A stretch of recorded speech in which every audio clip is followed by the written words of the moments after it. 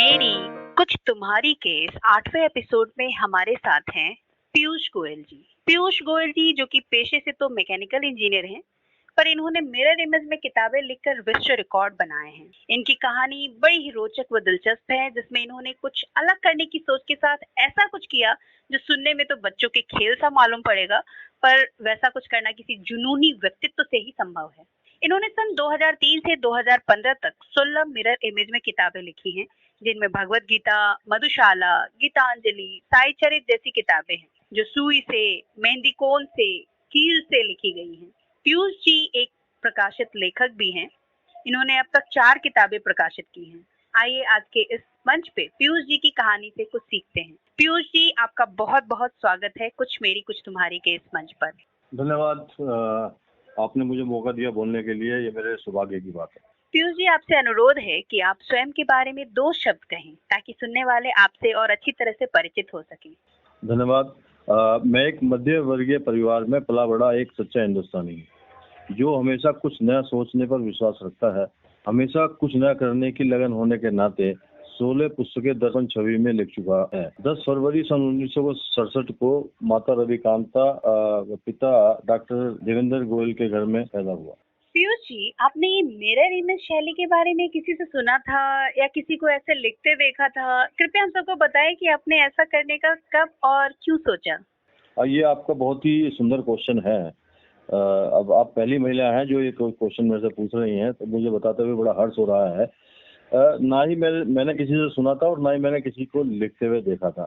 1987 में आप समझते ही हैं कि जब ना तो इतना इंटरनेट था, ना गूगल का इतना वो था, तो ये अपने आप ही एक मन में विचार आया है कुछ नया करने का, और मैंने उल्टा लिखना शुरू किया।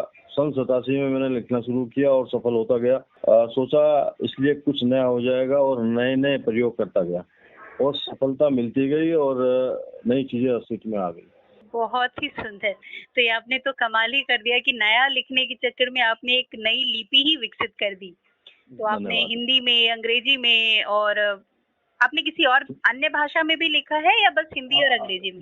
इंग्लिश में लिखा है। और एक्चुअली में मैंने बताया ना आपको कि एक्चुअली में क्या है, भगवान को बहुत पूजा पाठ वाले आदमी हैं, तो सारी किताबें मैंने धार्मिक लिखने की कोशिश करी है, 2-3 किताब छोड़ करके। जी। तो मैंने संस्कृत में भी दुर्गा कवच को लिखा है। अच्छा, जी। और ये तो बड़ी सुंदर सी बात बताई है, और इससे बहुत सारे लोग जो सोचते हैं कि जैसे बच्चे कभी खेल रहे होते हैं, उल्टा लिखने का उनका शौक होता है। अभी मैं जैसे मनोविज्ञान की विद्यार्थी हूँ, तो उसमें कहते हैं कि आप अगर किसी अनेक तरीके से लिखने की कोशिश करते हो, जो आपका अपना तरीका है, तो आपका IQ लेवल भी बढ़ता है। तो ये तो अगर बच्चों को बताया जाए कि आप इस तरह से लिखो या ऐसे लिखो, और उसमें सोच के उस तरीके से लिखना, ये अपने आप में एक बहुत बड़ी बात है। इस दौर में आप आज जहाँ तक पहुँचे हो या आप जो भी कर रहे हो, तो एक मैकेनिकल इंजीनियर होते हुए आपने ये लिखने पढ़ने का शौक कैसे पाला? कैसे सोचा कि आज हमें लिखना पढ़ना चाहिए?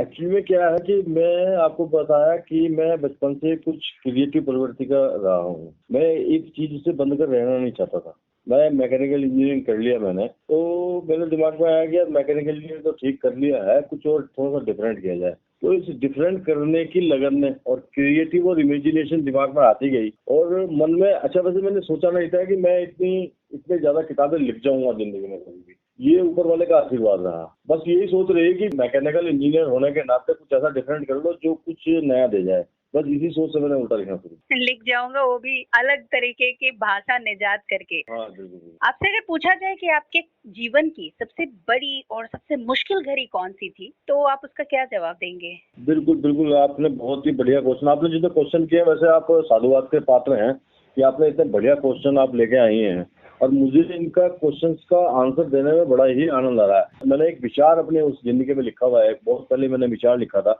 आपने देखा होगा सुख और दुख जी। मैं अक्सर खे को देख लो, जो सुख में भी है और दुख में भी है, और हमेशा सुख में भी ऐसा ही दिखता है और दुख में भी ऐसा ही दिखता है। उसकी बनावट में कोई फर्क नहीं आता है, और दोनों परिस्थितियों में ऐसा रहता है। ये जो शब्द है ना, ये जो शब्द के अंदर एक अक्सर खे है ना, मुझे एक विचार ही है जो मुझे संभालता है। जी। और फिर भगवान भी तो है जी, हमारी सुनते हैं। ये भी पूरा विश्वास है। आप भी विश्वास करते हो, मैं तो विश्वास करता ही करता हूँ। खैर, और सबसे बड़ी बात है इस दुख की घड़ी में, सबसे बड़ा है कि आपका दृढ़ संकल्प। और उसका संकल्प सबसे ज्यादा मेरे को उस समय आया जब मैं 9 महीने खाटते रहा जी मेरी विल पावर, ऊपर वाले का आशीर्वाद मैं कहूंगा कि विल पावर मेरी उसी समय बढ़ी। जी मैंने इतने अप्स डाउन देख लिए लाइफ के अंदर, एक्सीडेंट भी देख लिया और जॉब भी चला गया, डिप्रेशन में भी चला गया, लेकिन विल पावर ने मुझे दोबारा से खड़ा किया।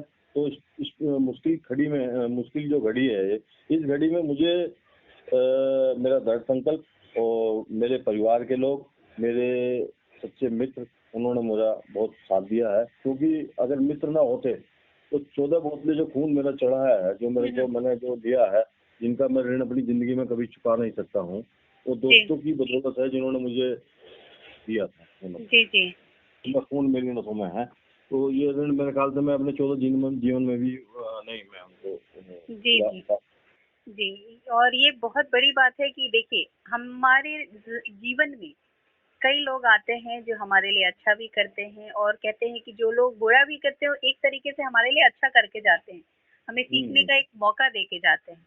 लेकिन आपने इसमें अपना बड़प्पन दिखाया कि जिन लोगों ने भी आपके लिए जो भी अच्छे कर्म किए आप उनको हमेशा याद रखते हैं और उसके लिए अपनी कृतज्ञता ज्ञापित करते हैं। आप यकीन करेंगे, मैं जिस जॉब में था, मेरा जिस कंपनी में उस समय मैं काम करता था, हम लोग 65 लोग उस ग्रुप में थे काम करने वाले, ठीक है। और सौभाग्य की बात, जब मेरा एक्सीडेंट हुआ था तो मेरे ही डिपार्टमेंट का आदमी मुझे अस्पताल तक पहुंचा के आया था जी। और एक सबसे बड़ी बात, वो इसलिए पहुंचा के आया क्योंकि एक्सीडेंट हो गया, भीड़ हो रही, कौन जाता है, किसको क्या लगी है, देखना है तो दिखना, नहीं देखना है तो अपने रास्ते से निकल जाओ। लेकिन हमने जो कंपनी की ड्रेस पहन रखी थी, उस ड्रेस ने मेरे को बचाया। उस भीड़ में उस ड्रेस ने उसे पहचाना कि भाई मेरी कंपनी का बंदा है। और आप यकीन करेंगे कि वो अपनी वाइफ को हॉस्पिटल ले जा रहा था, उसकी वाइफ प्रेग्नेंट थी। ओके। उसने उसको अपनी वाइफ को छोड़ दिया और उससे ड्राइवर से कहा कि अब मेरी वाइफ को तू लेके जा, ये बंदा मेरे डिपार्टमेंट का बहुत सीरियस है। उसने मुझे अस्पताल पहुंचाया। अच्छा। और जब मैं 9 महीने बाद मैं जब अस्पताल में अपने कंपनी में जॉब तक पहुंचा, तो आप यकीन करेंगे कि मैंने उसको दंडवत प्रणाम किया। मैं जैसे मुझे वो दिखाई दिया और मैं बिल्कुल उसको जैसे भगवान के सामने पड़ जाता, मैं ऐसे ही वहीं सब मित्रों के सामने वहीं मैं लेट गया था उसके। और मेरी मम्मी मुझे उससे कहा कि मेरे को मिलवाना, लेकिन आज तक वो मम्मी से मिलने नहीं आया। अच्छा। एक दिन वो मेरे को मिल गया रास्ते में, और वो बिल्कुल चेंज हो गया था। जो आदमी उपद्रवी आदमी था बिल्कुल चेंज हो गया, भगवान की पूजा पाठ में लग गया। एक दिन मुझे को मिल गया, तो गाड़ी से उतरा, अरे सर कहाँ घूम रहे हो? मैंने कहा भाई मैं तो जा रहा हूँ जॉब से, मैं दूसरी कंपनी में था, पास में दूसरी कंपनी में जॉब लग गया। जी जी। उस पर देखिए उसने मुझे देख करके गाड़ी रोक ली और उसने मेरे को गले से लगा लिया। मैंने कहा सुनील भाई, मैं तुम्हारा जिंदगी में कभी एहसान नहीं भूलूंगा ना, मैं ऋण चुका नहीं सकता हूँ। तो दोनों लोग भावुक हो गए हम लोग। तो जिंदगी में दोस्तों को कभी भूला नहीं जाएगा। उस दोस्त को तो भूला जाएगा जैसा मेरे को जिंदगी के लिए मेरे अपनी वाइफ को छोड़ दिया, वो चली गई और मेरे को अस्पताल लेके गया। इससे बड़ी बात क्या हो सकती है? जी जी जी। तो सबसे अच्छा तो आपका वो दोस्त जिसने आपको बचाया, और सही में ऐसे लोग अगर होते हैं, वही लोग कहते हैं ना कि इस दुनिया को बचा के रखे हुए हैं। तो अच्छाई है और चारों तरफ अच्छाई है। और मैं मेरी ससुराल एक्चुअली में एक कस्बे में है, मैं वहाँ जाता हूँ तो मुझे देख के इतना अच्छा लगता है कि वहाँ शाम के टाइम बड़े बुजुर्ग और महिला और जो वृद्ध लोग हैं पूजा पाठ में इतने तल्लीन हैं। तो मैं अपने साले वगैरह मैं अपने उनसे कहता हूँ, मैंने कहा यही है इस देश को बचाने में इन लोगों का बड़ा हाथ है। ये पूजा पाठ कर रहे हैं, ये सुबह शाम तक पूजा पाठ में लगे हुए हैं, तो लगता है कि कुछ तो है, कुछ पावर तो। जी जी।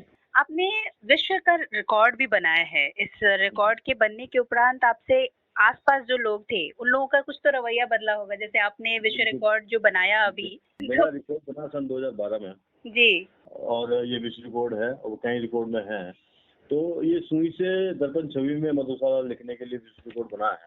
मैं बताता चलूँ, इस किताब को देखने के लिए लोगों की जो है ना बड़ी वो ऐसे कैसे भीड़ में से निकल के आते हैं लोग, सर मुझे दिखा दो, मुझे जरूर देखने। जी जी। तो इस तरह का है, क्योंकि उल्टा लिखा हुआ है भागवत गीता से। भागवत गीता उल्टी लिखी जी, वो ठीक है, वो भगवान ने अर्जुन को कुरुक्षेत्र के मैदान में 18 दिन तक संदेश दिया था। जी जी मैं भगवान कृष्ण को सबसे पहला मोटिवेशनल स्पीकर मानता हूँ। मोटिवेशनल स्पीकर ही हैं वो भगवान के रूप में। जी। और जिस रथ के ऊपर भगवान कृष्ण बैठे हों और हनुमान की पताका हो, उसे हराने वाला कौन है? जी जी बिल्कुल। तो पहले मोटिवेशनल स्पीकर हैं वो। उन्होंने बहुत कुछ दिया उस किताब के माध्यम से। उस किताब को तो वो आध्यात्मिक रूप में देखते हैं, जी उसको माथे से लगाते हैं। जब मान लिया कोई देखता है तो उसे माथे से लगाता है भाई अच्छा। लेकिन सुई से जो लिखी है ना इस किताब को देखने के लिए, तो वाकई में मैंने देखा है कि लोग जुनूनी हो जाते हैं, भाई मुझे दिखा दो सर। तो कई लोग तो मेरे कह रहे सर पीयूष जी सर इस किताब को कितने पैसे में देंगे आप? बहुत बहुत लोगों ने कहा है मेरे से। जी मैंने कहा भाई मैंने ये औलाद की तरह पाला है और औलाद कभी बेची नहीं जाती है। जी जी जी जी बहुत सही बात है। हाँ, तो स्वाभाविक है जब आप सफलता प्राप्त करते हैं तो लोग आपके बारे में बात करते हैं और सम्मान भी होता है, इसमें कोई दो राय नहीं है। और बहुत जगह सम्मान भी हुआ है। लेकिन आपसे मतलब एक इसकी अगर भीतर तक हम जाना चाहें, इसकी कहानी जानना चाहें कि एक छोटा सा लिखा हुआ एक जिसका आपने प्रयास किया, वो विश्व रिकॉर्ड तक पहुंचने में अचानक से तो नहीं पहुंच गया होगा। जैसे आपने बताया 2012 से आपने शुरू किया, सॉरी 2003 से शुरू किया, से लेके 2015 तक। जी जी। और इतना नहीं, इतना आसान नहीं है रिकॉर्ड बनाना। पूरी बाकायदा जैसे आप उनको दोगे तो साल भर तो उनका प्रोसेस ही है उसको चेक करने का। जी जी। और वो बिल्कुल बाकायदा हर चीज चेक करते हैं, उसके बाद ही वो बनता है। तो प्रोसेस लगा, समय लगा इसमें। पहले तो मैंने लिखा, पहले तो मैं सोचता रखा हूँ यार इसको रिकॉर्ड में दर्ज कराया ना कराएं, आपको पता ना। फिर उनके पास डरते डरते वो एप्लीकेशन गई, एप्लीकेशन वो पास हुई, फिर उसके वेरिफिकेशन हुए। तो बड़ी लंबी प्रक्रिया है। जी जी। उसके बाद बनते हैं। ऐसा आसान नहीं है साहब कोई रिकॉर्ड बनाने। जी जी जी नहीं, तो यही आसान नहीं है, पर आपने आसान बनाया अपनी जुनून से, अपनी चाहत से। जो कोशिश तो की ना आपने, शुरुआत की, और शुरुआत की तो अपने आप बन गई। जैसे आप डर के रह जाते कि ये इसको कौन विश्व रिकॉर्ड देगा। हाँ, ये कैसे होगा। आपकी बात में दम है। और ऐसा ही है कि अगर आदमी प्रयास करता है और प्रयास करते रहना चाहिए। क्योंकि मैंने बचपन में कहानी मैं आपको शेयर करता चलूं, 3 चीज मेरी जिंदगी में हमेशा रही हैं। एक बचपन में एक कहानी पढ़ी होगी, आपने भी पढ़ी होगी, कि कौवे ने घड़े के अंदर कंकड़ डाल के पानी ऊपर कर दिया। जी। तो वो यार जब पीयूष गोयल, जब कौवा कंकड़ डाल के पानी ऊपर कर सकता है तो पीयूष गोयल तू लिख के किताब पूरी क्यों नहीं कर सकता है? ये प्रेरणा, ये शब्द, ये कहानी मुझे हमेशा मोटिवेट करती है। इसी कहानी से मैं मोटिवेट हुआ हूँ। और मैं ये सोच के चलता हूँ अगर मैं सोचा हूँ और ऊपर वाले का आशीर्वाद है तो एक दिन काम पूरा होगा, चाहे मैं एक अक्षर लिखूं। जी, ये सोच के मैंने लिखा और यही सोच कर प्रयास किया था। आपने 4 किताबें भी प्रकाशित की हैं। आपसे अनुरोध करूंगी कि उनके विषय में भी हमें संक्षेप में बताएं। बिल्कुल। लिखने से पहले, जब मिरर इमेज में लिखने से, इसको बोलते हैं दर्पण छवि का लेखन। जी जी, ठीक है ना, दर्पण छवि में लिखना। इससे लिखने से पहले मैं मैथ के प्रति मेरा बहुत रुझान था। जी। मैथ ऐसा था मेरे लिए कि जैसे खाना नहीं खाना, बिना मैथ के खाना नहीं खाता था। मेरे लिए खाने के बराबर था मैथ। लेकिन कुछ परिस्थितियां ऐसी रही मेरे परिवार की कि फादर मेरे पोस्टिंग गांव में रहे। किसी कारणवश मुझे उस समय कोई वो नहीं मिला कि मैं हायर स्टडी नहीं कर पाया। ये मेरे लिए, मैं दिमाग में मेरे रहती है। मैं अपने मदर फादर को तो नहीं कहूँगा इस बारे में, ये क्योंकि डेस्टिनी ने कुछ और लिखा हुआ था मेरे बारे में। जी, ये मैं सोचता हूँ। मुझे मैथ का, अगर मैं हायर स्टडी करके मैथ के लिए जाता तो शायद हो सकता है कि ये 16 किताबें ना लिख पाता। लेकिन मुझे बचपन से मैथ का शौक था तो मैंने बहुत सारा काम मैथ के अंदर किया हुआ था। जी जी। अब चूंकि मैथ के अंदर काम किया हुआ था तो मुझे पता था कि यार पीयूष, ये एक ही तरीका है जो लोगों तक पहुंचाया जा सकता है कि किताब को प्रकाशित किया जाए। जी। मैंने बहुत प्रकाशकों से बात करी लेकिन सब जगह से रिजेक्शन मिला मेरे को। अच्छा। लेकिन मैंने प्रयास में कभी कोशिश नहीं छोड़ी। मैं प्रयास करता रहा, यहाँ नहीं वहाँ, यहाँ से वहाँ, इस तरह से मैं प्रयास करता रहा। और इस प्रयास में मेरा साईं बाबा का बहुत बड़ा रोल है जी। मैं साईं बाबा को मानता हूँ। मैं साईं बाबा के मंदिर में गया। मैंने बाबा से कहा, बाबा, मैंने पहले ही बताया आपको कि जब मेरा एक्सीडेंट हुआ था तब मैंने बाबा से प्रार्थना की थी, बाबा मेरी बिटिया 2 महीने की है, मुझे जब तक जिंदा रख, जब तक मैं इसके हाथ पीले ना कर दूं। तो मंदिर में गया, मंदिर में वहां जाकर के मैंने बाबा से कहा, मैंने बाबा 10 साल हो गए मेरी किताब प्रकाशित नहीं हो रही है, मैं किताब वहीं छोड़ आया। जी। लेकिन मन नहीं माना। फिर मैं वहाँ पंडित जी पास गया, दोबारा किताब लिया, मैंने कहा नहीं लेके चलते हैं। फिर मैं वापस लिया। आप यकीन करेंगे तीसरे दिन, एक दिन छोड़कर तीसरे दिन यानी बृहस्पतिवार को मंदिर गया, शनिवार में प्रकाशक का फोन आ गया, पीयूष जी आपकी किताब छाप रहे हैं। मेरा खुशी का ठिकाना नहीं था जी कि जी। मेरी पहली किताब छप रही थी। तो इसमें मेरे गणित के विषय में है, ये गणित पर आधारित है सारी। दूसरी मेरी है इजी स्पेलिंग। आप चूंकि इंग्लिश की टीचर हैं, जी जी। इजी स्पेलिंग, इसमें भी बहुत लंबी कहानी है। एक्चुअली में क्या है कि कुछ चीजें ऐसी होती हैं लाइफ में, कुछ आपको मोटिवेट करते रहते हैं, कुछ ना कुछ घटनाएं ऐसी हो जाती हैं जो आपको मोटिवेट करती हैं। जी। तो 1987 में जहाँ से मैं इंजीनियरिंग कर रहा था, तो मैं मुजफ्फरनगर में रहता था। मुजफ्फरनगर एक जगह आपने नाम सुना होगा, जी जी मुजफ्फरनगर जी हरिद्वार के पास, जी, उत्तर प्रदेश। वहाँ उत्तर प्रदेश में ननिहाल है मेरा वहाँ पे। तो मैं शाम के समय मैं ऊपर अपने तिमंजले पे था, तो एक बच्चा पीछे मकान पे कारपेंटर की स्पेलिंग याद कर रहा था। अच्छा। उसको कारपेंटर की स्पेलिंग याद नहीं हो रही थी। मैंने उसको देखा, मैंने स्टडी किया कि यार ये 4 चक्कर काट लिए उसने, 200 फीट की छत थी उसकी, लंबी चौड़ी। तो मैंने कहा यार इसको कारपेंटर की स्पेलिंग याद नहीं, तो उसको कारपेंटर की स्पेलिंग याद कराएंगे। मैंने कहा बेटा मैं अगर तेरे को कारपेंटर की स्पेलिंग याद कराऊं तो मुझे क्या खिलाएगा? कहने लगा अंकल मुझे याद करा दो, कल को टीचर मारेगी और मैं आपको लॉलीपॉप खिलाऊंगा। अच्छा। अब मैंने कहा बेटा तू छोटा है, लॉलीपॉप तो हम खिलाएंगे तेरे को, लेकिन तेरे को कारपेंटर की स्पेलिंग याद करा देते हैं। कहने लगा अंकल प्लीज याद कराओ ना।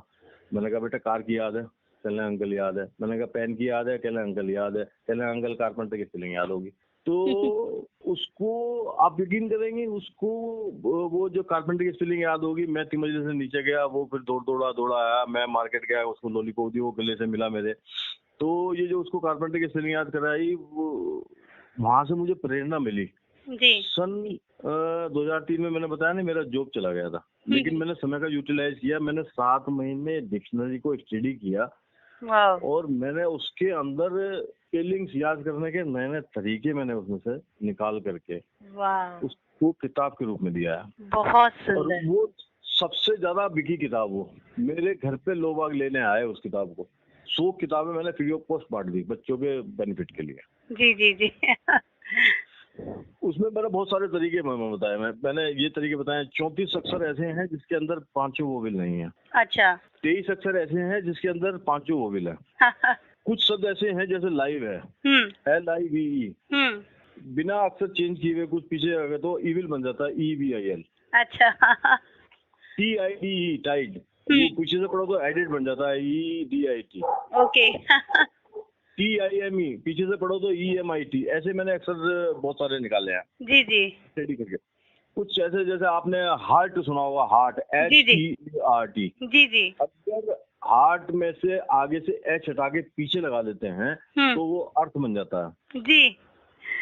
तो इस तरह से मैंने नए तरीके दिए हैं बच्चों को याद करने। कमाल है। और इस चीज की जानकारी अक्षर है हमें भी आज तक नहीं थी, पर ये तो एक तरह से वरदान है बच्चों के लिए, उन बच्चों के लिए जिनको बड़ा मुश्किल होता है स्पेलिंग याद करना। मैं याद करता हूँ, मैं दावे के साथ करता हूँ, आज तक वो जिससे कारपेंटर की स्पेलिंग याद है भूला नहीं है। कभी भूलेगा भी नहीं, वैसे बच्चे बिल्कुल नहीं भूलेंगे। आप जो तकनीकें बता रहे हैं ये तो सही में आपके प्रयास का, या कह सकते हैं आपने जो रिसर्च किया उसके आधार पे आपने वो तरीके निजात किए हैं। तो बिल्कुल। अभी एक मैं बताता हूँ आपको, एक और एग्जांपल दे दूँ। एक मान लिया कोई हम ब्लैक बोर्ड पे अक्षर लिख देते हैं टी जी, से पीछे ए लगा दो, एच बन गया। जी जी। इसके पीछे ई लगा दो, ईट बन गया। और एच लगा दो, हीट बन गया। और उसके बाद सी लगा दो तो चीट बन गया। ओके। और सी की जगह डब्ल्यू लगा दो तो वीट बन गया।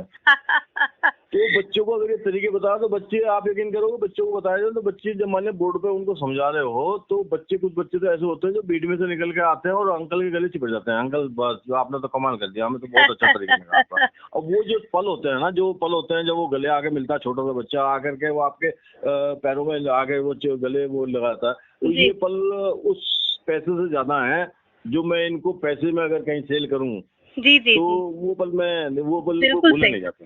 ये शिक्षक ही ऐसे कह सकता है, क्योंकि मैं भी एक शिक्षक हूँ तो आपके इस इमोशन को समझ सकती हूँ। हमारे लिए बाकी चीज उतने मायने नहीं रखते जितना हमारे बच्चे जब हमसे कहते हैं कि आपने जो दिया वो अमूल्य है।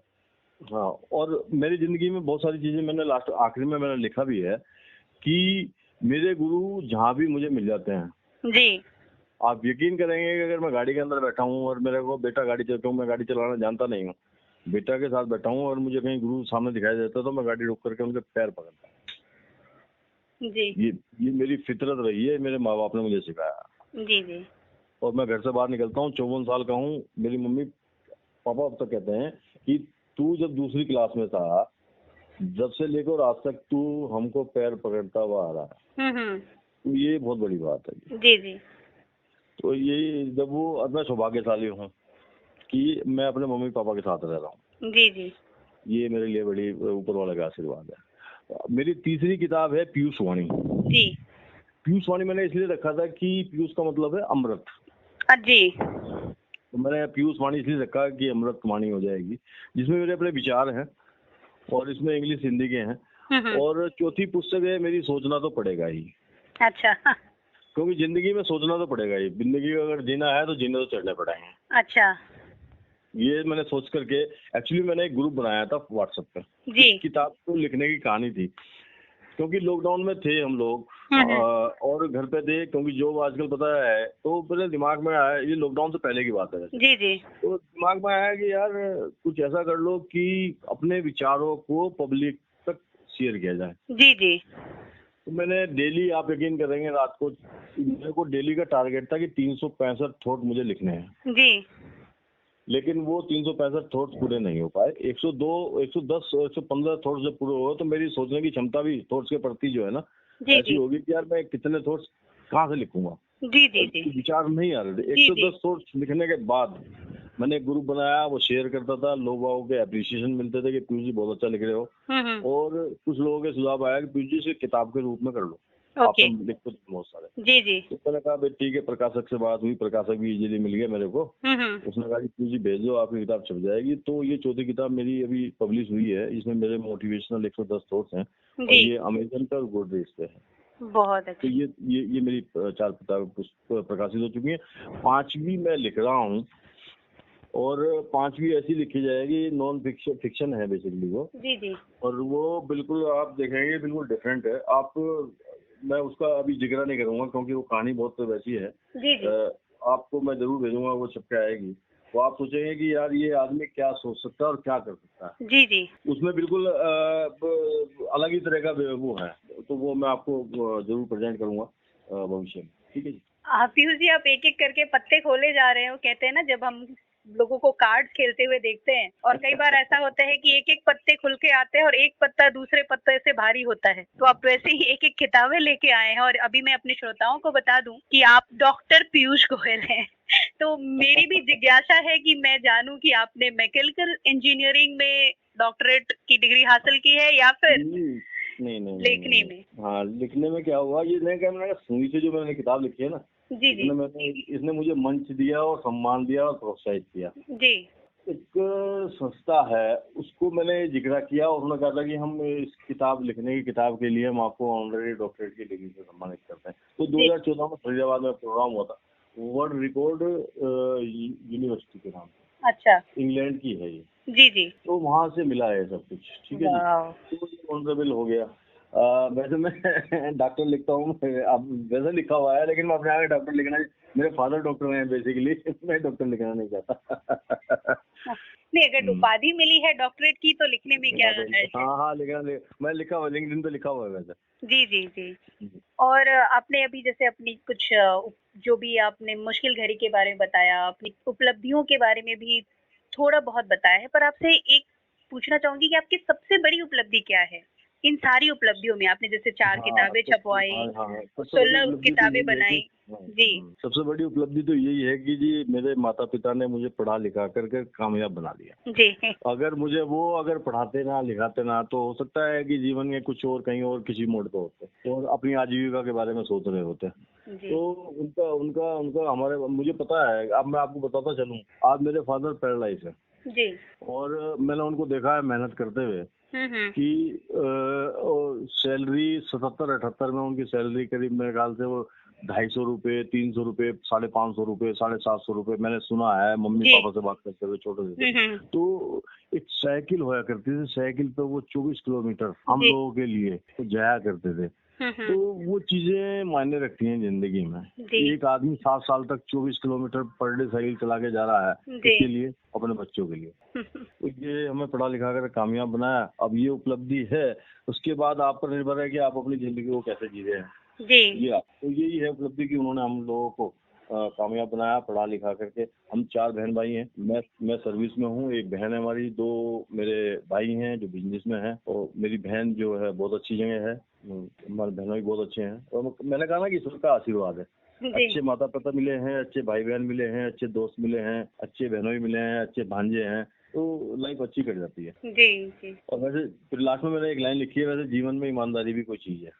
तो ये उपलब्धियां ही हैं, ये ईमानदारी भी एक उपलब्धि ही है, क्योंकि हमने अपने फादर से सीखा है। मेरी मदर कहती थी कि किसी मान लिया कोई आप खाना खा रहे हो और कोई मांगने आ गया है, तो उसे दरवाजे से वापस मत दे दो, कुछ ना कुछ देके भेजना। तो ऐसा ही है, हम ऐसे ही करते हैं। अपने बच्चों को बोला हुआ है मैंने।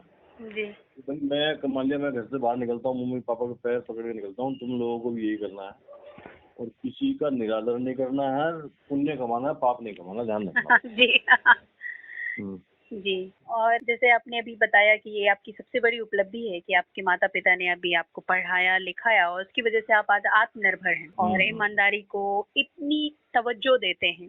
तो अगर पूछा जाए कि आपने अपने माता पिता या गुरु से, किसी से भी सबसे बड़ी कौन सी सीख ली है? बिल्कुल आप ये भी बहुत बढ़िया क्वेश्चन, आपको वाकई में साधुवाद के पात्र हैं, आपने बहुत बढ़िया क्वेश्चन है। स्पिरिचुअल भी है और कुछ अपने दिल को छूने वाले भी हैं। तो सबसे बड़ी बात तो ये है कि अपने माता पिता का आदर करो, ये तो स्वाभाविक है, ये तो मैं सबको बोलता हूँ। मैं जहाँ भी जाता हूँ सबसे पहले 3 ही बातें बोलता हूँ कि अपने माता पिता का आदर करो, गुरुओं का सम्मान करो। जहाँ भी मिले, उन्होंने पढ़ा लिखा के कामयाब बनाया भाई, उन्होंने सिखाया बहुत कुछ। और अपने से बड़े जो हैं, अपने से जितने भी बड़े हैं, उनसे कुछ ना कुछ, मान लिया अगर कहीं बैठे हो, बातचीत हो रही है, तो हर एक आदमी के अंदर कुछ ना कुछ खासियत होती है। मेरे में उल्टा लिखने की खासियत है, या किसी और में क्रिकेट खेलने की खासियत हो सकती है। हो सकता है उसको बोलने में इतने अनुपम हो कि उसकी बातों में बहुत बढ़िया स्टोरी टेलर हो। आप अपना ब्लॉग लिखती हैं, आपने इतने अच्छे क्वेश्चन बनाए हैं, तो ये सब हर एक आदमी में अच्छे अच्छे गुण होते हैं, तो गुणों को ग्रहण कर लो। और दूसरा ये है कि अपने से छोटों को उनके अच्छे काम के लिए हमेशा प्रोत्साहित करो। ये मेरा मानना है, ये तो मानना है कि कोई बच्चा है, उसको प्रोत्साहित कर दो ना, तो वो हो सकता है कि कुछ बड़ा कर जाएगा। उससे ये कह दो कि यार तो मुझे तेरे से तो गोल्ड मेडल की उम्मीद थी, तू कांस्य पदक क्यों लेकर आया? तो नहीं, कांस्य पदक लेकर आया, अगली बार बेटा ये बहुत बढ़िया, अभी चढ़नी है, अभी कांस्य पदक तो तुम्हें अभी कांस्य लिया है, अभी सिल्वर लेना है, फिर तुमको गोल्ड भी लेना है। इस तरह से बात करोगे तो हो सकता है वो कुछ कर जाएगा। और उससे बोलोगे यार नहीं यार, तूने यार क्या करा है यार, मुझे तो गोल्ड चाहिए था, कांस्य लेकर आया, तो वो डिमोरलाइज होने की जाएगा। तो उनको प्रोत्साहित करना बहुत जरूरी है। जी। आपके बारे में एक और रोचक बात की जानकारी हमें मिली कि आप कार्टून भी बनाया करते हैं, और आपने करीब हजारों कार्टून बनाए हैं। तो आपने उस कला को बीच में ही छोड़ दिया, उसकी कोई खास वजह है? हाँ जी, वजह है, बहुत बड़ी वजह है। ये मेरा शौक था, आजीविका नहीं थी। जी। ठीक है ना। और जिंदगी में मैं अचानक, मेरी जिंदगी में मोड़ आ गया। जी। मैं बनाते बनाते मैं एक्सीडेंट हो गया, 9 महीने खाट पे रहा। तो सब कुछ सबसे पहले तो यही दिमाग में था कि यार सर्वाइव कैसे करेंगे, कैसे सर्वाइव होगा। तो जो क्रिएशन थी वो दिमाग में ही रहेगी। और फिर आपको पता है कि 9 महीने खाट पे आदमी रहेगा और 3 महीने तक बिल्कुल सीधा, जो करवट भी नहीं ले सकता, तो क्या तो वो सोचेगा और क्या वो बनाएगा। और जब वो जो चीज ब्रेक हो जाती है ना, तो फिर वो ब्रेक हो जाती है। तो ये भी कारण रहा। और फिर एक जगह से दूसरी जगह प्लान भी करना पड़ा। जी। तो ये कारण था बहुत बड़ा। और इसी उधेड़-बुन में कि अपनी आजीविका पालनी है, एक जगह से दूसरी जगह चला गया, और आजीविका पालने के लिए इसी उधेड़-बुन में जारी नहीं कर पाया, बस यही कारण था। क्रिएटिव दिमाग तो अभी भी है, अब दोबारा से हो गया है। कभी कभी अपने बच्चे के साथ बैठ जाता हूँ तो बता देता हूँ कि भाई ऐसे बनाना, क्योंकि मेरा जो बीच वाला बेटा है ना, उसकी आर्ट बहुत अच्छी है।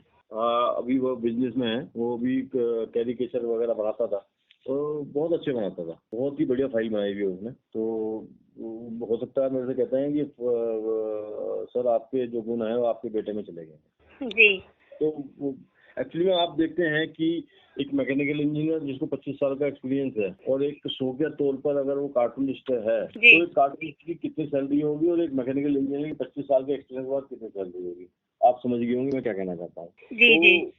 तो यही कारण रहा कि मैं उसको जारी नहीं रख पाया। और आपके कुछ कार्टून्स भी मैंने देखे आपके सोशल मीडिया प्लेटफॉर्म पे, और बड़े ही खूबसूरत, वैसे जो आपने बताया न्यूज़पेपर वगैरह में भी आपके आया करते थे, तो बड़ा अच्छा लगा देख करके। वैसे जैसे आपके बारे में हम और जानते जा रहे हैं, तो ऐसा कुछ है जो अभी तक हमें मालूम नहीं है, तो आपसे अनुरोध करूंगी उस मूवी के बारे में भी हमें बताएं। बिल्कुल बिल्कुल बिल्कुल। मैं एक्चुअली में क्या है, मुझे क्रिकेट का बहुत लगाव है जी। क्रिकेट जैसे मैथ का पैशनेट हूँ, ऐसे ही क्रिकेट का भी हूँ। तो मैं जिंदगी में कई बार सोचा, मैंने कहा यार क्रिकेट को अगर पवेलियन में बैठ के देखा जाए या फिर अगर वो टिकट लेके और उसमें दर्शक दीर्घा में बैठ के देखा जाए, तो पता नहीं लगता कि बॉल कहाँ गई और कहाँ चौका गया और कहाँ क्या शॉट खेल दिया। तो अपने दिमाग में रहता था कि नहीं, एक ही अंपायर एक ऐसी चीज है जो बिल्कुल नीट एंड क्लीन साफ सुथरा होकर खड़ा होकर दे सकता है। एक जो चीज ये दिमाग में थी, और फिर जो है क्रिकेट प्लेयर से मिलने का मौका भी मिलेगा और उनको अगर वो अच्छा शॉट खेलता है तो उसको अप्रिशिएट करने का भी मौका मिलेगा। जी। ये कारण रहा क्रिकेट अंपायरिंग की। मतलब बहुत सारे मैच किए हैं क्रिकेट अंपायरिंग के, और बहुत सम्मान मिला है क्रिकेट अंपायरिंग करके। मैं पूरा क्षेत्र जानता है कि ये अंपायर साहब हैं क्रिकेट के। जी। तो मुझे आज भी लोग आमंत्रित करते हैं, क्रिकेट भी टूर्नामेंट होता है तो एज ए चीफ गेस्ट बुला लेते हैं कभी तो, क्योंकि अब उम्र ऐसी है कि 20-20 ओवर का अगर मैच है तो खड़ा होने में दिक्कत होती है। जी। वो समझ बात का, मतलब लोकल क्रिकेट अंपायरिंग की है। अभी इंटरनेशनल का आईपीएल में नहीं गया मैं, तो लोकल क्रिकेट अंपायरिंग में ही बड़ा सम्मान मिल गया। अगर वहाँ चले जाते तो और बहुत ज्यादा सम्मान मिलता। वैसे मैं बड़े बड़े अच्छे क्रिकेटरों से मिला हूँ, मुझे मिलने का मौका क्रिकेट अंपायरिंग होने के नाते मुझे मिला ऐसे कि मैं फिरोज शाह कोटला में भी गया हूँ, कर्नल सिंह स्टेडियम में भी गया हूँ। तो मुझे 1983 की क्रिकेट टीम जो वेस्ट इंडीज की थी, जो इंडिया की थी, बहुत सारे प्लेयर का मिलने का मौका मिला और मैंने उनको ऑटोग्राफ भी अपने संग्रह में रखे हुए। तो ये तो मेरा क्रिकेट अंपायरिंग का रहा। ऑटोग्राफ भी कलेक्शन करने का शौक है मुझे, जिसमें मेरे अमिताभ बच्चन साहब हैं, सचिन भाई हैं, और मनमोहन सिंह जी हमारे प्रधानमंत्री हैं, उनके भी मेरे पास ऑटोग्राफ हैं। जी हैं, अटल जी से मिलने का मौका मिला तो मुझे बहुत सारे लोगों से है। कपिल देव जी से मिला। कपिल देव जी के बारे में वाकई में बहुत अच्छे इंसान है। ये वैसे अच्छे तो सारे ही हैं। सचिन भाई भी बहुत गजब, अब्दुल कलाम साहब जवाब नहीं साहब जी। अमिताभ बच्चन साहब के साथ खड़े हो जाओ तो ऐसा लगता है कि यहाँ कोई ऐसा हो रहा है कि वाकई में लगता है कि भाई किसी के पास खड़े हुए हैं जी। अपने आप में एक अलग अनुभूति होती है। तो ये तो मिलने का मौका था, ऑटोग्राफ तो भानना था। तो इसके अलावा मेरे पास स्टैम्प्स का भी कलेक्शन है, फर्स्ट डे कवर्स हैं, कॉइन्स एंड करेंसीज हैं। अच्छा। और एक बहुत ही महत्वपूर्ण कलेक्शन मेरे पास है जो मैं आपके साथ शेयर करूंगा। मेरे पास पेन का कलेक्शन है, मोर देन 3000 पेन कलेक्शन है। Oh my God. तो आप इन पेन का क्या करते हैं? मतलब इनको आपने संग्रहालय की तरह सजा के रखा हुआ है या फिर? 3000 पेन आपको मैं बताऊं, कहते ना कि मन में था। मैं एक्चुअली जब मैं जिस कंपनी में काम करता था जी, तो सैलरी बहुत अच्छी थी और फिर शादी नहीं हुई थी जी। तो बस एक शौक था कि यार पीयूष, एक मन में जिज्ञासा बना ली कि एक पेन डेली एक नया पेन खरीदना और डेली एक नया पेन लगा के जाना है जी।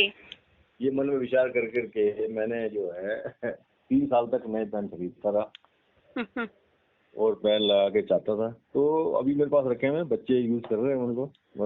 अभी आप यकीन करेंगे कि मेरे बेटे के एक दोस्त ने नीदरलैंड से पेन भेजा है। वाह।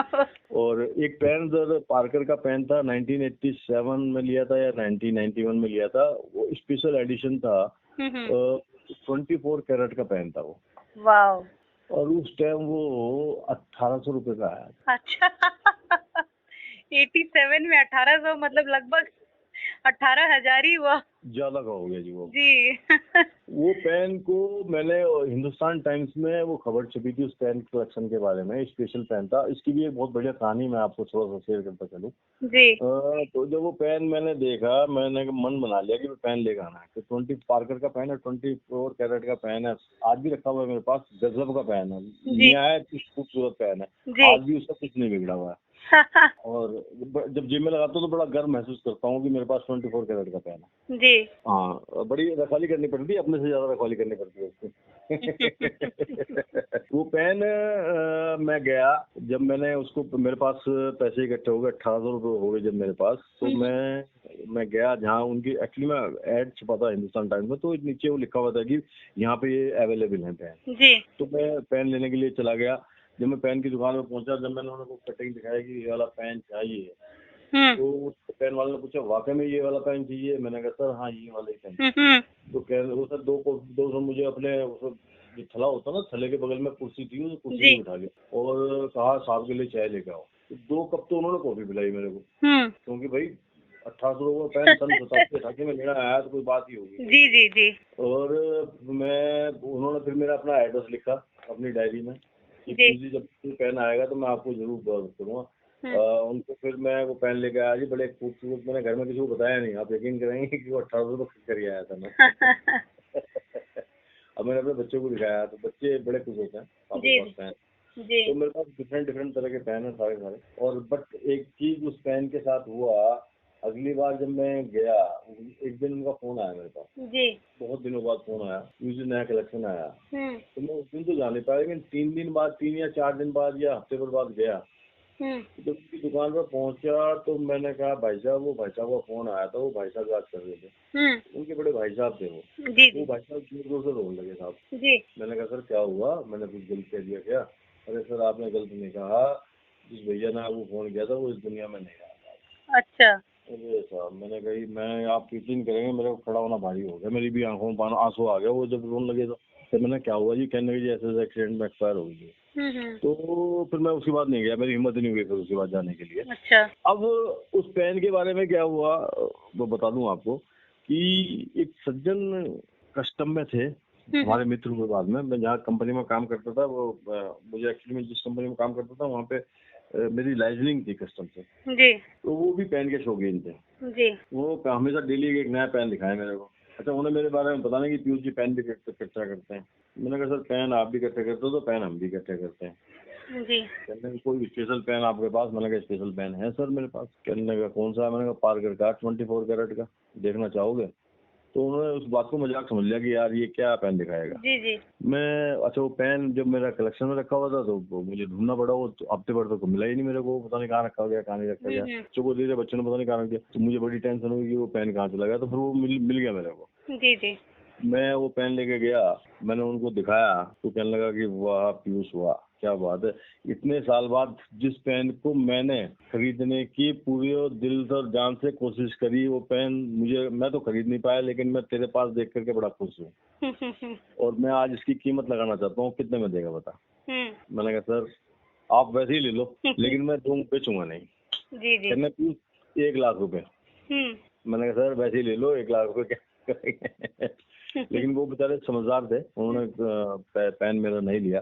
तो उन्होंने बताया कि पीयूष मैं एक किताब, ये जो पेन लेने के लिए गया था, लेकिन अब क्योंकि महंगा पेन था और मैं अपनी वाइफ के साथ था तो मैंने कहा था कि मैं भी जो है मैं इनको मार्केट अपनी वाइफ उसको इशारा कर दिया दुकान वाले को कि मैं थोड़ी देर में आऊंगा, अकेला आऊंगा जी। कहने जब मैं 2 घंटे बाद गया तो वो पेन बिक चुका था यार। अच्छा। मुझे बड़ा जिंदगी में बड़ा खौफ था कि ये पेन खरीद नहीं पाया, लेकिन मुझे तेरे पास देख करके बड़ी खुशी है कि तेरे पास ये पेन है जी। तो कभी कभी कुछ चीजें ऐसी घटित हो जाती हैं, पता नहीं होता कि क्या करते हैं, कितना करते बड़ी रोचक घटना है तो जी। अभी आपसे भी मैंने इतने सारे सवाल पूछे, आपने इतनी सारी कहानियां और इतने प्यार से सुनाया है जो हर किसी को किसी न किसी तरीके से प्रेरित करता रहेगा कि आपने किस तरह से, मतलब चाहे जैसी भी परिस्थिति आई आप आगे बढ़ते गए, और आपकी ये विनम्रता और जो कहते हैं ना मानवीयता कि आप हमेशा ग्राउंडेड रहे, आपने इतनी तरक्की हासिल की, उसके बाद भी अगर आपसे बात होती है तो ऐसा लगता है कि आप हम में से ही कोई एक है कोई ऐसे नहीं है जो आकाश में कहीं उड़ रहा है जिसको छूना मुश्किल हो। नहीं, मैं कभी जिंदगी में आकाश को तो उड़ूंगा ही नहीं मैं भगवान से ये प्रार्थना करता हूँ, भगवान मुझे हमेशा ऐसे शब्द बोलने के लिए देना जिससे किसी का नुकसान ना हो जी जी। मैं कभी किसी से कड़वा ना मत बोलूँ, और मेरे शब्द किसी के काम आ जाए, किसी की जिंदगी बन जाए जी। तो मैं समझाऊंगा कि मेरे लिए सबसे बड़ा पुरस्कार यही है जी। बहुत बढ़िया, बहुत अच्छी सोच, बहुत भगवान से यही प्रार्थना करता हूँ जी। देखो जी 54 साल के हो गए जी। 54 साल में से 3/4 तो अपनी लाइफ हमने जी ली जी 1/4 लाइफ अपनी रही है। हम आने वाली जनरेशन को क्या देके जाने वाले हैं, जी जी ये बहुत बड़ा मुद्दा है। जी क्योंकि मैं देखता हूँ कि लोग पानी को व्यर्थ बेकार कर रहे हैं, व्यर्थ में मैंने देखता हूँ। अब पूछो मत, ये मेरे को कष्ट होता है कि पानी सबमर्सिबल पंप खोल करके उसको ऐसे ही बहा देते हैं। जी जी बड़ा दुख का विषय है। और कुछ महिलाएं तो मैंने देखा है कि उनको पता नहीं रोग है क्या है, कि वो पानी लेकर घर के दरवाजे के अंदर 1-1 घंटे तक पानी से उसको दरवाजे को ही धोती रहती है। जी तो हम अपनी जनरेशन को, अगली जनरेशन को क्या देके जाने वाले हैं। तो ये चीज मुझे बड़ा है कि भाई पानी बचा लो, पानी दिक्कत होने वाली है निश्चित रूप से। जी क्योंकि अभी जी तो ये पैसे में नहीं बिक रहा, जिस दिन पैसे में बिकना शुरू हो गया तो लोग आग गले को आ जाएगी। जी दूसरी चीज, तीसरी चीज, हम्म मैं स्कूल में जाता हूँ, एक चीज मैं हमेशा बोलता हूँ, जो मैंने बहुत सारे स्कूल में चीजें, मैं इंटर स्कूल में जाता हूँ किसी में, जी तो बच्चे क्या होते हैं, वो टीनेजर होते हैं, उनको पता नहीं होता है कि उनको उनके वो क्या होता है, हवा में मोटरसाइकिल चलाएंगे जिग जैग पोजिशन में। जी आप समझ गई होंगी। जी जी 17, 18, 19 साल का जो बच्चा है, एक तो स्पीड ज्यादा होगी, दूसरा मोटरसाइकिल को ओवरटेक करेंगे गलत तरीके से करेंगे, और तीसरी चीज वो हेलमेट यूज नहीं करते। जी मैं हमेशा उनसे यही बोलता हूँ कि तुम अपने माँ बाप के सच्चे सपने हो और उनके अपने हो, कोई जी ऐसा कदम मत उठा लेना जिससे नुकसान हो जाए। तुम लोग या हम लोग तो चले जाएंगे, लेकिन कष्ट कौन भुगतेगा। तो जी जी बहुत सारे लोग जो है ना इस बात को मानते हैं। आज मुझे मिलते हैं, वो ये कहते हैं पीयूष जी आपने आकर के, हमें तो कोई बताने वाला नहीं है कि जी यार तुम हाई स्कूल में हो, तुम्हें अगर एमबीबीएस करनी है तो बायोलॉजी लेनी पड़ेगी। उन्हें पता ही नहीं है कुछ भी, जी कुछ बताने वाला ही कोई नहीं है। तो गाइड करने वाला बहुत जरूरी है। तो ये तो बात रही अलग। ये आपका क्वेश्चन पे आता हूँ मैं अभी। आपने पूछा कि कोई ऐसा क्वेश्चन जो रह गया और जो नहीं आया, तो जी यही है कि हाँ, वो पल जब मैं खाट पर 9 महीने पड़ा रहा और भगवान से यही प्रार्थना करता था कि हे ईश्वर, वो दिन दोबारा कब आएगा जब मैं अपने पैरों पर खड़ा हो जाऊंगा, क्योंकि जी दोनों पैरों की 5 हड्डियां टूट गई। ये जी वो पल थे। मैं डॉक्टर साहब से भी कहता था, जो डॉक्टर साहब मेरे पास आते थे, सेठी थे, कहता यार मैंने अपनी जिंदगी में इतने सारे ऑपरेशन एक आदमी के नहीं। जी जी और वो ये, मैं उनसे ये बोलता था, मैं सर एक चीज बताओ कि मैं खड़े होने की पोजीशन में हूँ या नहीं हूँ। जी कहने लगा पीयूष मैं तेरे को खड़ा करके रहूंगा, तू चिंता मत। तो यही सब मुझे हमेशा मोटिवेट करते हैं। लेकिन जब मैं खाट पर पड़ा होता था, जहाँ मेरे पे 18 किलो का, दोनों पैर पे, एक पैर पे 18 किलो, एक पैर दूसरे पैर पे 18 किलो वजन लटका होता था, तो जो लोग मेरे सामने जो मुझे देखने आते थे, जब वो खड़ा हुआ देखता था मैं उनको, तो मैं ये महसूस करता था यार ये कितने अच्छे आदमी अपने पैरों पर खड़े हैं। एक मैं हूँ जो मैं शायद हो भी नहीं पाऊंगा। तो ये चीज मेरे को बड़ा कष्ट देती थी, और लेकिन भगवान ने दोबारा मेरे को इस लायक बना दिया कि मैं आपसे बात भी कर रहा हूँ और अपने पैरों पर खड़ा भी हूँ दोबारा। जी बहुत बढ़िया। और सही में इसके लिए भगवान का शुक्रगुजार होंगे हम सब बिल्कुल कि बिल्कुल बिल्कुल जी। बिल्कुल बिल्कुल बिल्कुल, इसके बिना तो पता नहीं था। अंत में पीयूष जी मैं आपसे आग्रह करूंगी कि हमारे श्रोताओं से कुछ ऐसी बातें बताएं। आपने ऑलरेडी बहुत सारी बातें बताई हैं जो अगर अपने जीवन में शामिल करें तो बहुत आगे बढ़ सकते हैं और सकारात्मक तौर पे अपनी जिंदगी को जी सकते हैं। पर आप उनको अगर 3 बातों में निचोड़ कर बताना चाहें तो ऐसी कौन सी 3 बातें होंगी जो इंसान को हमेशा याद रखनी चाहिए? हम्म। 3 बातें, वैसे 3 बातें आपने कम पूछी, में बहुत सारी बातें हैं, लेकिन 3 बातें मैं बताऊंगा जी। एक तो जो काम करते हैं उसके प्रति लगन आपकी होनी चाहिए, उसके प्रति लगन आपकी 100% होनी चाहिए। जी 100% क्या, 1000% होनी चाहिए। क्योंकि मेरा मानना ये है कि जब आप बड़ा सोचेंगे तो छोटा तो आप अपना आप खुद कर जाए। फॉर एग्जाम्पल, अगर आप आईआईटी की तैयारी करते हैं तो यूपीटीयू, डिप्लोमा मैकेनिकल इंजीनियर्स, इसकी तैयारी तो ऑटोमेटिकली अपना आप हो जाएगी। तो मेरा कहना का ये है कि कभी हमेशा जो सोचे तो एक ऐसा सोचे जो आपके घेरे में हो और जिसको आप कर सकते हो, लेकिन बड़ा सोचें, उसके प्रति लगन रखें। और सच बात तो ये है कि अंत में यही बात कहूंगा कि जिस चीज को पाना चाहते हैं उसे दिल से लगा लो, जी ये बहुत मायने रखती है। दूसरी चीज, एक मैंने थोट्स लिखा है, फल की जो इच्छा रखते हैं ना, वो फूल कभी नहीं तोड़ते हैं। जी फूल तोड़ोगे तो फल कैसे लगेगा। और तीसरा और आखिरी, सफलता का ताला एक चाबी से नहीं खुलता है, इसके लिए बहुत सारे प्रयास करने पड़ते हैं, जी आसान नहीं है। और जी जब आपको सफलता मिल जाती है उसको मेंटेन करना उससे भी कड़ा है। जी और अंत में एक बात मैं आपको कहता चलूं जो मैंने लिखी है, जिंदगी में सफलता चाहते हो तो डर को निकालो। जी डर तो निकालना पड़ेगा। डर ये निकालना पड़ेगा यार ये करूंगा तो उसका कहीं ये, लेकिन सच्चा करो और अच्छा करो, ये तो बात दिमाग में रखो। सच्चा करोगे, अच्छा करोगे और काम के प्रति लगन रखोगे तो वो काम जरूर हो करेगा, ये निश्चित है जी। क्योंकि मेरी सोच ये है कि I have miles to go before I sleep. या मैथिली शरण गुप्त की एक कविता है, नर हो न निराश करो मन को, कुछ काम करो जी। जगह रह के काम करो। यही शब्द मुझे हमेशा प्रेरित करते रहे हैं और यही शब्द मुझे आगे भी प्रेरित करते रहेंगे। जी, आपने जैसे एक कविता की बात बताई, रॉबर्ट फ्रॉस्ट की एक और कविता है जिसमें वो कहते हैं कि उन्होंने उस रोड को चुना जिस पे बहुत कम लोग चले थे। तो आपने भी शायद उन्हीं सड़कों को चुना है अपनी जिंदगी में जिस पे ज्यादा लोग नहीं थे, और हाँ। कहते हैं ना, भेड़ वाली मानसिकता से अलग होकर भी आप जिस भी रास्ते पे चले वहां सबसे आगे निकलते गए। तो ये जुझारू व्यक्तित्व अगर है, जो आपने बताया कि अपने काम के प्रति लगन से सफल होना मुश्किल नहीं होता, तो आपको भले ही 10 साल लगे, 15 साल लगे, लेकिन आपने प्रयत्न करना नहीं छोड़ा। और आप जहाँ भी हैं आज, आपके उस पहुंच के लिए आपकी लगन ही उसकी चाबी है। बिल्कुल बिल्कुल। आप मेरे लिए बहुत सम्मानीय हैं। जिंदगी में मैंने हमेशा ये सीखा है, मैं आपको सही बता दूं, मैं एक बहन का भाई भी हूँ, एक माँ का बेटा भी हूँ, एक पत्नी का पति भी हूँ और एक बेटी का बाप भी हूँ। जी। तो मुझे सम्मान करना आता है जी। और मैं हमेशा सम्मान करता रहूंगा जी। क्योंकि मुझे पता है, मैं जानता हूँ कि वो किस पीड़ा में सहन करके अपने बच्चों को कहाँ तक पहुँचाती है। मुझे पता है, मेरी मम्मी को मैंने देखा है, बहुत नजदीक से देखा है। वो सुबह 4 बजे उठ जाती थी। जी। हम 5 बजे ठंड में ट्यूशन पढ़ने जाते थे। तो आप बताइए कि कैसे भूल सकते हैं, नहीं भूला जाएगा। जी। तो ये पल हैं जो बिल्कुल ऐसे हैं जिनको समेट के रखना जरूरी है, संस्मरण है जिंदगी के। जी। और वो लोग बड़े अच्छे नहीं होते जो अपने माँ बाप को भूल जाते हैं।